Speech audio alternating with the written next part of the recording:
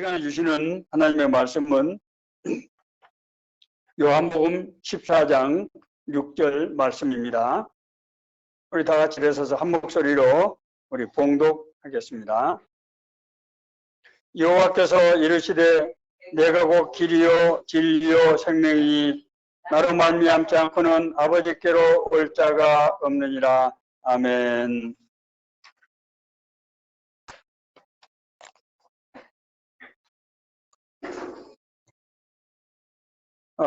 제가 대학을 대학 아마 2학년 때라고 기억이 됩니다. 그 당시에 유신 반대 민주화 운동을 아마 거의 모든 대학이 아마 뭐 크게 작든 했을 거예요. 제가 다니던 대학도 그래서 학교가 휴업령이 내려서 학업을 계속할 수 없게 돼서 이제 어제 서울에 뭐 있을 수가 없으니까 이제 고향에 내려가서 하동에 있는 하동군 화계면에 쌍계사라는 아주 천연 고찰이 있는데 거기서 여름을 보냈습니다. 거기 이제 불교의 스님들이 이렇게 공부하는 방이 있고 그 옆에 일반 신자들도 와서 이렇게 지내는 그런 곳이 있었는데 거기서 이제 되게 그 당시에는 고시 공부하는 사람들이 거기서 같이 지내고 그랬습니다. 제 옆방에 성균관대학에 재학 중인 법과대학에 재학 중인 한 사람이 있었는데 그 쌍계사에 와서 사법고시 공부를 하던 중에 이 사람이 아마 무슨 큰 아마 깨달음을 아마 얻었던 것 같습니다. 그래서 공부하는 것을 중단하고 자기가 인생의 길 찾기 위해서 승려의 길을 준비하고 있다고 그러는 거예요. 저는 굉장히 아주 깜짝 놀랐습니다. 사법고시 1차를 패스하고 이제 2차 시험을 얼마 남겨놓지 않은 그 시점에서 제가 갑자기 큰 깨달음이 와서 이제 신앙인으로서 삶을 살기 위해서 승려의 길을 준비하고 있다고 하는 것입니다. 역사를 통해서 많은 사람들이 인생의 참된 길과 진리에 대해서 깊은 관심을 가지고 탐구를 해왔습니다. 오늘날 지난 2000년 동안 학문의 역사가 바로 그것을 증명한다고 할 것입니다. 그래서 세계 유명한 대학들, 하버드를 비롯해서 이런 유명한 대학들의 교훈에는 보면은 진리, 라틴어로 베리타스라고 그러죠. 라는 그런 문구가 들어가 있는 것을 많이 볼 수가 있습니다. 인간의 마음속에 어떤 인생의 참된 이치, 진리에 대한 열망이 있다, 이렇게 말할 수 있을 것 같습니다. 그래서 끊임없이 그 진리의 세계를 탐구하고 그 세계를 이제 살아가려고 하는 그런 노력을 줄기차게 한다는 것이죠. 오늘 성경에 나오는 얘기를 보면은 예수님께서 공생애를 시작하시면서 맨 처음에 선포했던 말씀은 회개하라. 하나님의 나라가 가까이 왔다. 이렇게 말씀하셨습니다. 그리고 예수님께서는 병자를 고치시고 악령들을 쫓아내시고 하나님 나라의 복음을 선포하셨습니다. 이때 많은 이적들이 일어나서 사람들은 그것이 하나님 나라 증거로 그렇게 인식을 했습니다. 이 땅에 하나님의 나라가 임했다고 하는 것을 그런 신비한 그런 현상을 통해서 예수님께서 보여주신 것입니다. 예수님께서 이런 그런 영적인 그런 정말 그런 커다란 변화를 일으키면서 유대인 사회에서 하나님의 나라에 대한 관심이 아주 급속하게 고조되었습니다. 그래서 많은 사람들이 하나님의 나라는 어떤 것인가?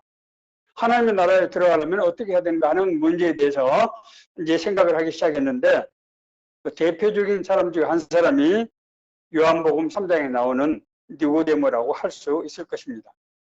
이 사람은 유대 율법학자이면서 산헤드린이라고 하는 오늘날 우리나라로 말하면은 이 입법부와 사법부, 그러니까 국회와 대법원을 합한 것 같은 그런 기능을 하는 70인으로 구성된 이스라엘의 통치기구 회원 중에 한 사람이었습니다. 이 사람이 예수님께서 행하신 이적과 예수님께서 전파하신 그 말씀을 들으면서 하나님의 나라에 대한 궁금증을 갖게 되었습니다. 내가 지금까지 생각하던 하나님 나라와는 전혀 다른 그런 나라, 저 사람은 어떻게 그런 얘기를 할 수 있는가. 그래서 니고데모는 밤중에 몰래 예수님을 찾아와서 그렇게 물었습니다. 선생님요, 어떻게 하면 내가 하나님의 나라를 볼 수 있습니까? 이때 예수님께서는 의외의 말씀을 하셨습니다. 사람이 거듭나지 않으면 하나님의 나라를 볼 수 없습니다. 사람이 거듭나지 않으면, 다시 태어나지 않으면 하나님 나라를 볼 수 없다고, 들어갈 수 없다고 하는 것입니다. 이 예수님의 말씀은 우리 인생에 던져지는 정말 가장 중요한 그런 이슈가 아닐 수 없습니다. 오늘 본문 성경에서 예수님께서 내가 곧 길이요 진리요 생명이다 라는 이 말씀을 한 배경은 살펴보면은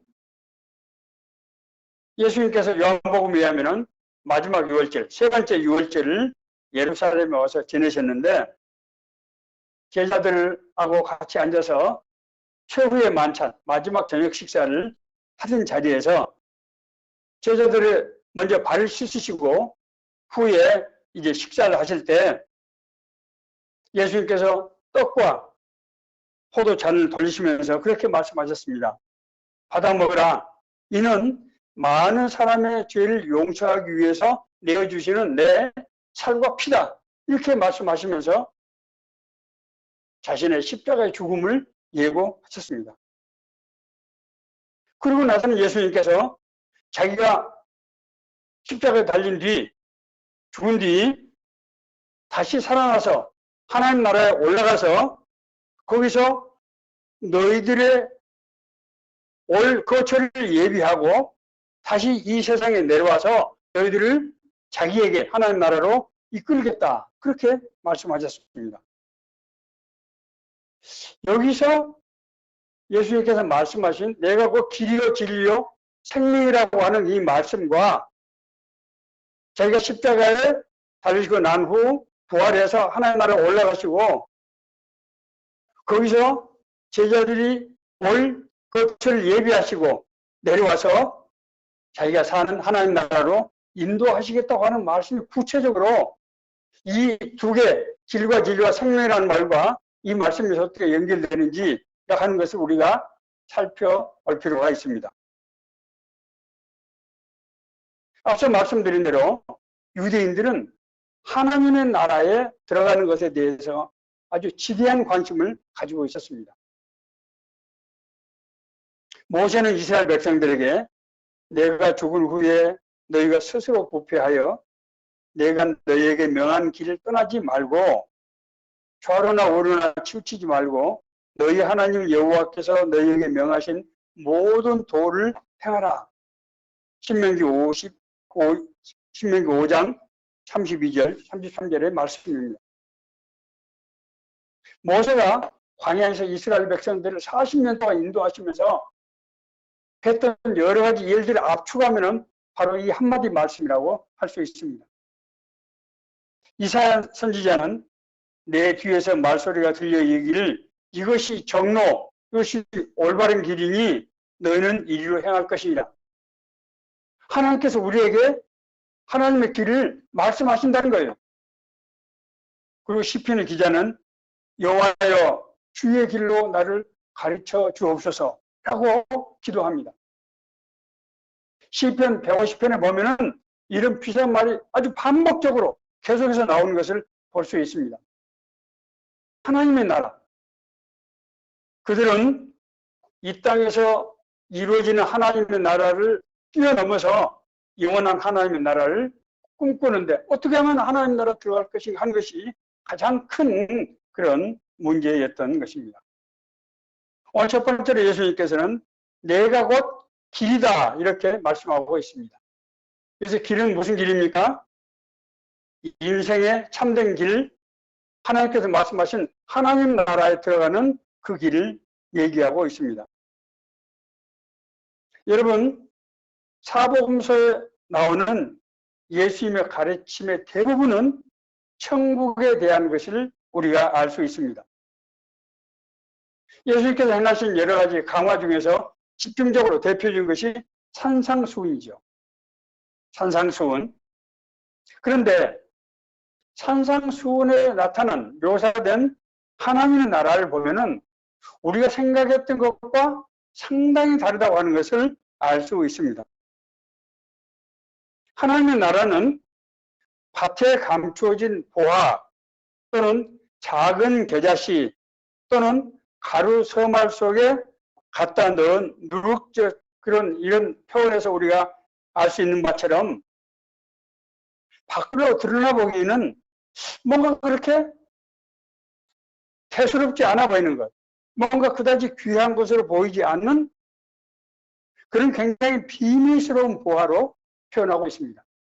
우리가 생각하는 그런 뭐 의리번쩍하고 뭐 휘황찬란한 호화찬란한 그런 곳이 그런 기대와는 상당히 다른 말씀을 하고 있다고 하는 것입니다. 뿐만 아니라 그 하나님의 나라는 심령이 가난한 자, 애통하는 자, 의에 줄이고 목마른 자가 들어갈 수 있다. 그렇게 말씀하셨습니다. 그리고 그 길도 좁은 문이고 좁은 길이어서 세상적으로 그다지 환영받지 못한 그런 길로 표현되고 있습니다. 예수님께서 이 말씀을 하셨을 때 자기를 따르던 제자들 중에 부자 청년이 있었습니다. 내가 선생님 어떻게 하면 하나님 나라를 볼 수 없습니까? 있습니까? 그렇게 얘기를 했을 때 예수님께서는 네 소유를 팔아서 가난한 사람들에게 나눠주고 나를 따르라 이렇게 말씀하셨습니다. 부자 청년은 어떻게 했을까요? 부자 청년은 마음에 근심하면서 예수님을 떠나고 말았습니다. 예수님을 따르기 원했던 다른 제자 중에 한 사람은 자기 자신의 부친이 지금 돌아가셨는데 장례를 지내고 예수님을 따르겠습니다 라고 했더니 예수님께서 장례는 죽은 자들에게 맡기고 너는 나를 따르라. 그래서 죽은 사람이라는 뜻이 아니고 이제 하나님을 믿지 않는 그런 사람들을 의미하고 있습니다. 그렇게 말씀하고 있습니다.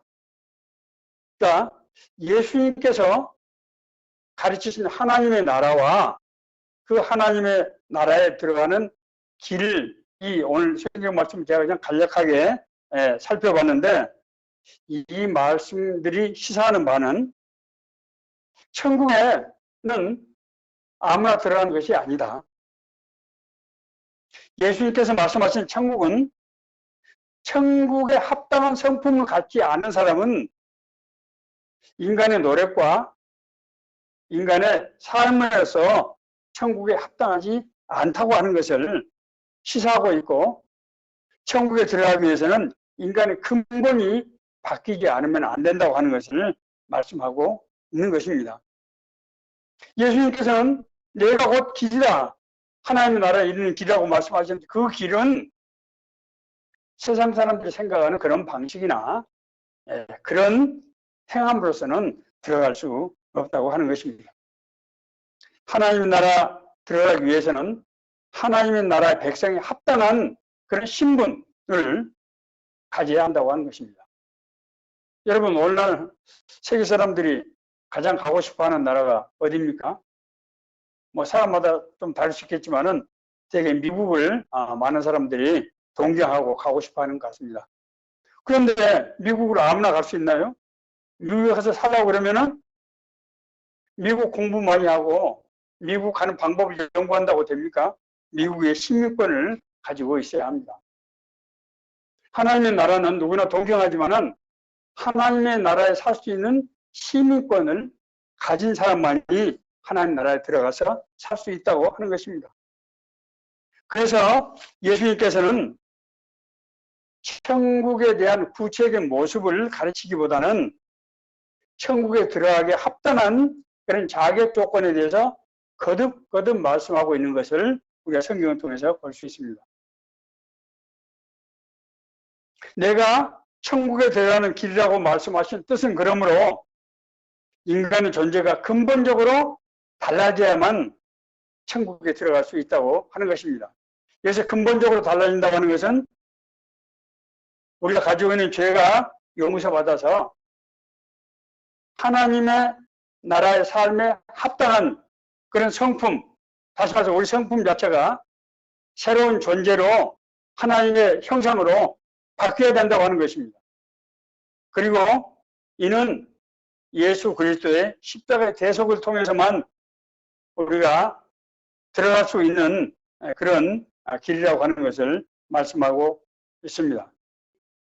사도 바울은 이 길을 예수 그리스도와 연합하는 세례로 설명하고 있습니다. 로마서 6장 3절과 4절을 제가 읽겠습니다. 무릇 그리스도 예수와 합하여 세례를 받은 우리는 그의 죽으심과 합하여 세례를 받은 줄 알지 못하느냐. 우리가 세례를 받는 것은 예수님의 죽음의 세례와 같이 합하는 의미가 있다, 이렇게 말씀하는 것이죠. 그러므로 우리가 그의 죽으심과 합하여 세례를 받음으로 그와 함께 장사되었나니 이는 아버지의 영광으로 말미암아 그리스도를 죽은 자 가운데서 살리심과 같이 우리로 또한 새 생명 가운데서 행하게 하려 하십니다. 우리가 세례를 받는 것은 예수님의 세례를 받아서 거듭난 예수님의 부활을 지금 말씀하고 있는 것이죠. 예수님의 부활과 합해서 우리가 새로운 생명으로 부활되는 것을 상징한다는 것입니다.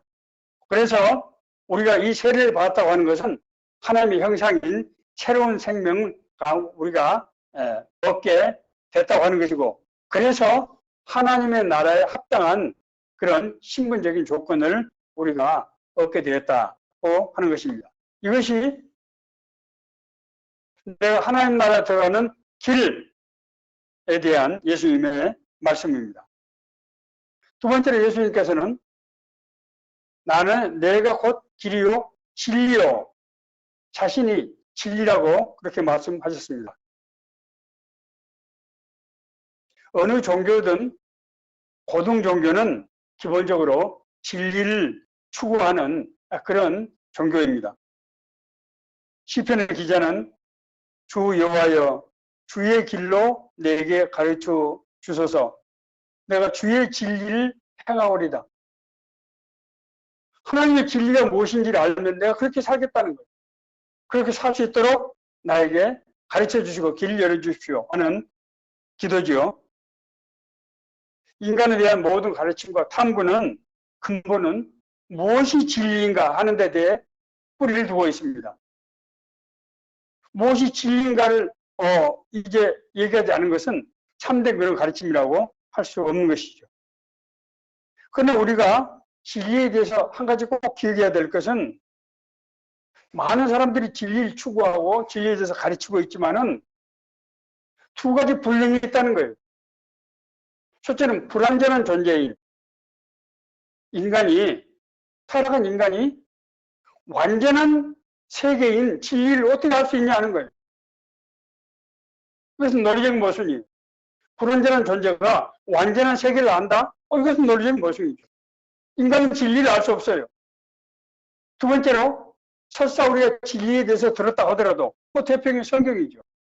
성경 말씀은 하나님의 진리고 우리가 많은 사람들이 그 성경 말씀을 읽습니다. 지식을 가지고 있죠. 그러나 그렇다고 해서 우리가 성경 말씀에 대해서 많이 알고 있다고 해서 그 진리대로 살 수 있는 것은 아니라고 하는 거예요.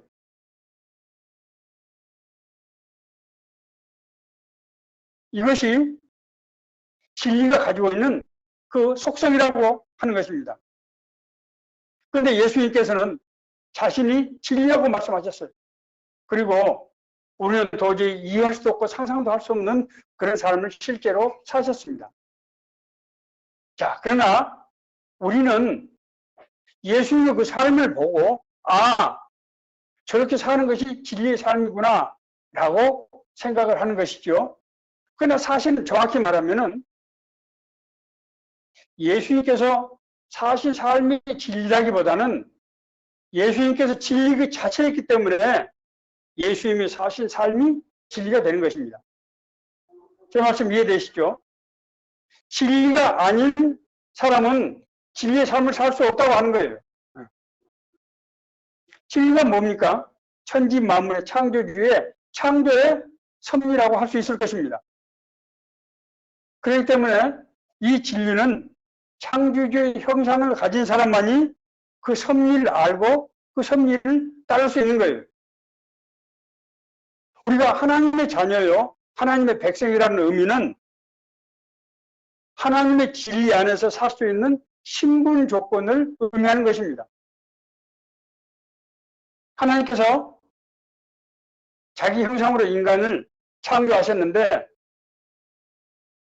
하나님께서 자기 형상으로 창조하신 천지 만물을 다스리게 하시고 그 속에서 살게 하신 것이거든요.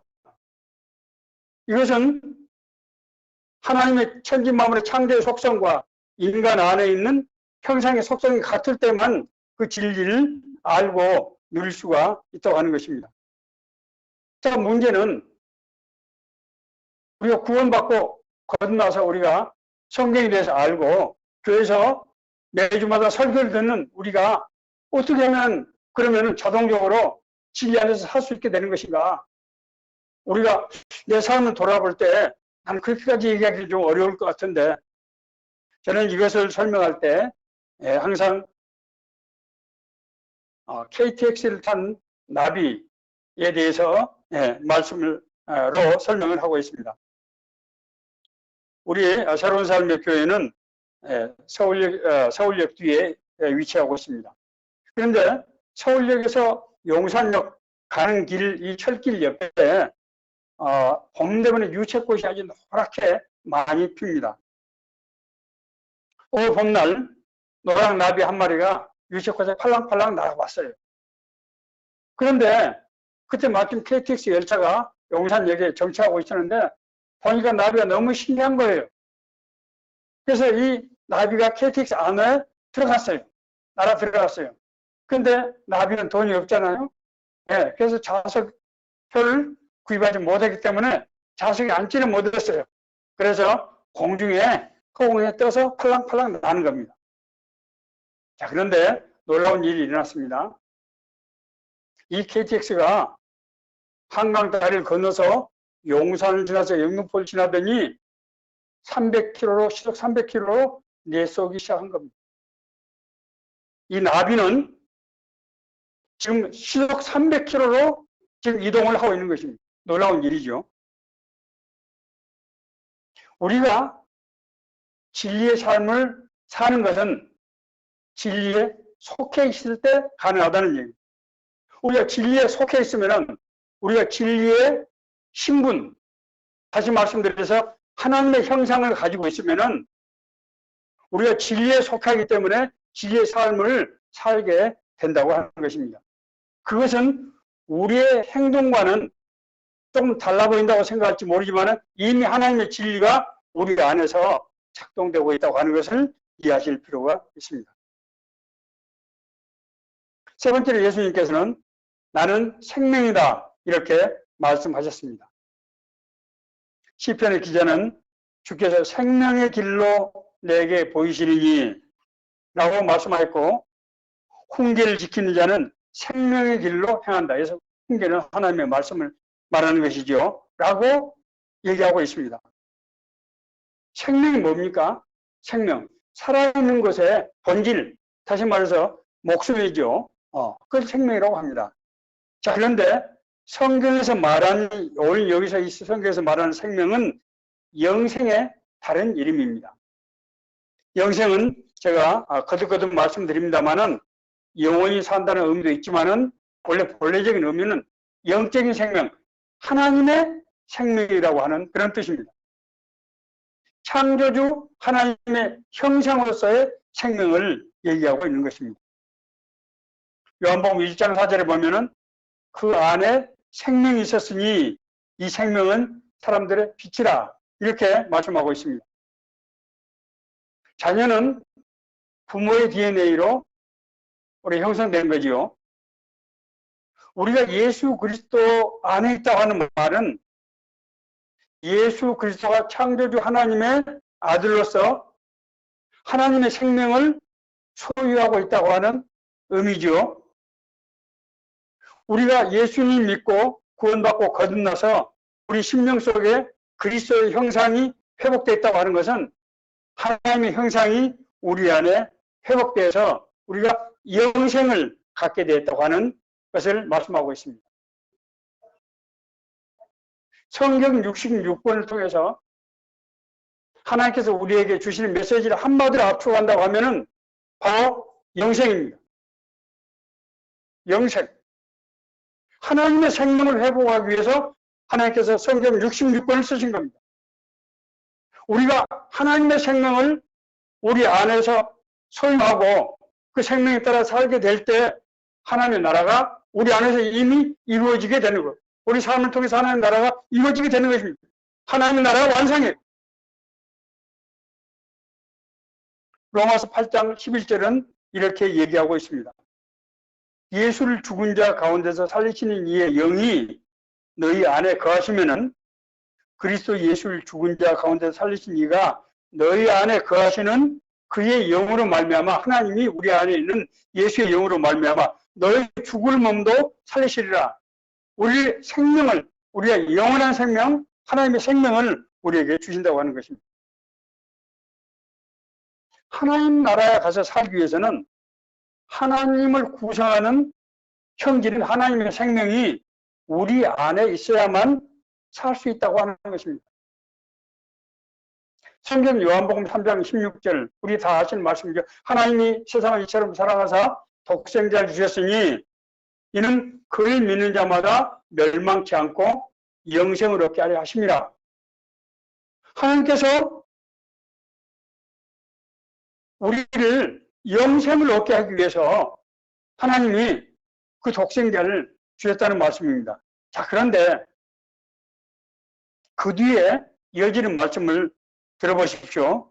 그를 믿는 자는 심판을 받지 아니하는 것이요 믿지 아니하는 자는 하나님의 독생자의 이름을 믿지 아니함으로 벌써 심판을 받은 것이니라. 그 정죄는 이것이니 곧 빛이 세상에 왔으되 사람들이 자기 행위가 악함으로 빛보다 어둠을 더 사랑하는 것이로다.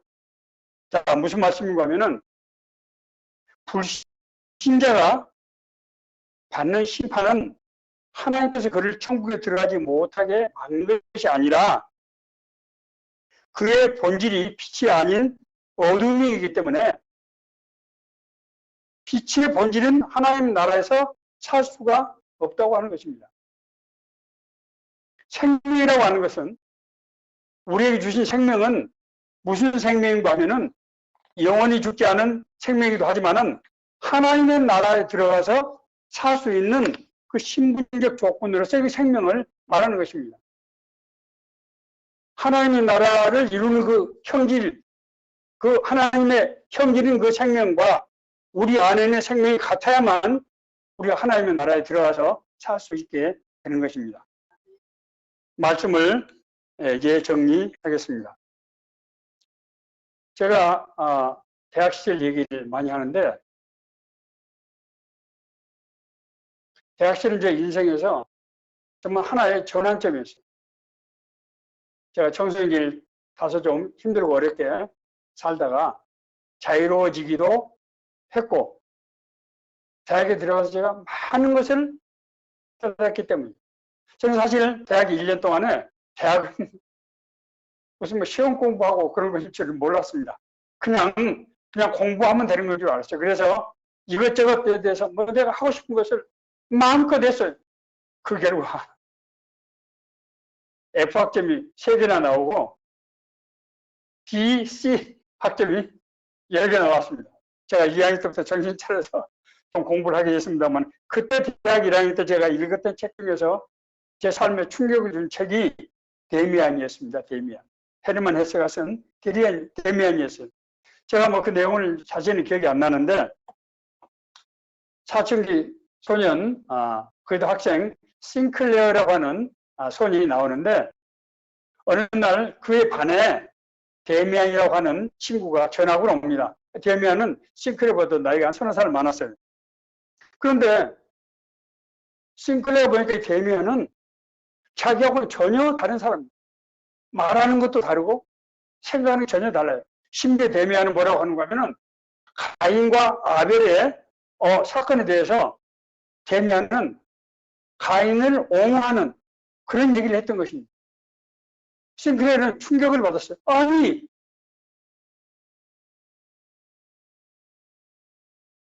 가인은 인간의 죄의 상징인데 어떻게 그렇게 말할 수가 있느냐. 그는, 싱클레어는 자기가 지금 살고 있는 세상이 그렇게 획일적으로 선과 악이 분명한 그런 세계가 아니라고 하는 것을 데미안을 통해서 알게 되었습니다. 제가 그 책을 읽은 지가 뭐 하도 오래돼서 데미안 책을 좀 뒤를 좀 찾아봤습니다. 거기 그러니까 책 표지에 이런 글이 있어요. 새한 아래에서 나오려고 투쟁한다. 알은 세계이다. 태어나려는 자는 한 세계를 깨뜨려야 한다. 새는 신에게로 날아간다. 그렇게 얘기하고 있습니다. 자기가 살고 있는 세상적인 틀, 그것을 깨야만 우리가 하나님 나라에 들어갈 수 있다고 하는 것입니다.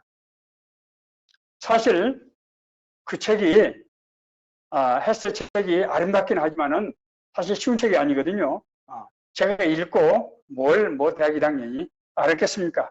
그냥 어렴풋이 기억만 합니다. 그렇지만 그 새로운 세계가 내가 지금 생각하는 고등학교 때 학교 선생님이 가르치는 걸 달달 외워서 그냥 한 것이 공부라고 생각했던 나에게 대학은 정말로 놀라운 것이었어요. 그래서 제가 데미안을 읽고 나서 헤세에 제가 아주 빠져가지고 수레바퀴 밑에서 또 정말 저를 감동시켰던 책 청춘은 아름다워라.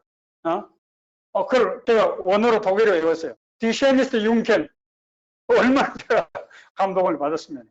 제가 그때 인생이라고 하는 것은 우리가 일상적으로 살아가는 그 무엇보다도 그 안에 놀라운 세계가 있다. 그런 가능성, 잠재적인 그런 가능성을 제가 믿게 된 그런 결정적 계기가 됐던 것입니다.